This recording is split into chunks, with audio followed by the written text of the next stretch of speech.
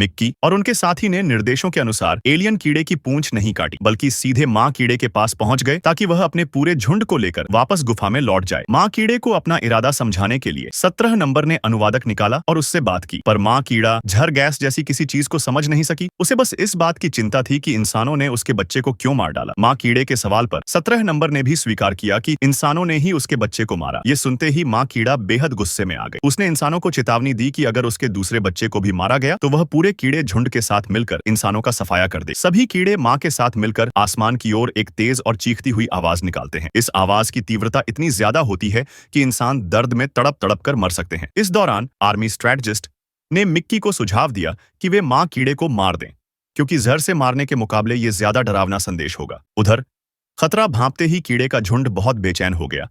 वे सब माँ कीड़े के ऊपर चढ़कर उसकी सुरक्षा करने लगे। एक कीड़े का गुंबदनुमा ढेर अचानक कई हिस्सों में टूट गया। मिक्की लक्ष्य को खो देने पर गुस्से से भर गया। उसने आदेश दिया कि सबसे बड़े कीड़े गुंबद पर रॉकेट दागा जाए ताकि माँ कीड़े तक पहुंचा जा सके।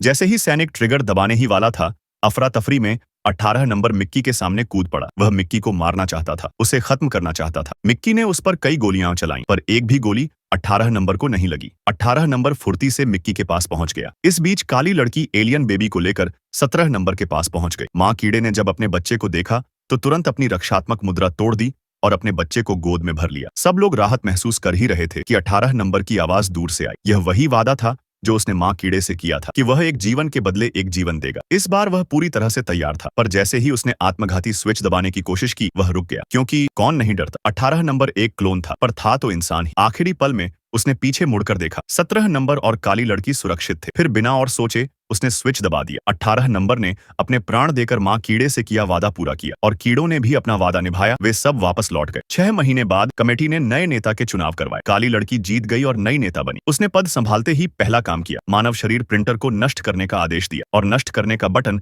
मिक्की को सौंपा। मिक्की कुछ देर उस बटन को देखकर सोच में पड़ गया, क्योंकि एक बार बटन दबा देने पर बाकी बचे हुए मिक्की क्लोन दोबारा नहीं बन सकेंगे। पर अंततः उसने बटन दबा ही दिया। फिल्म के अंत में दिखाया गया कि इंसान उस ग्रह को सफलतापूर्वक बसा चुके हैं।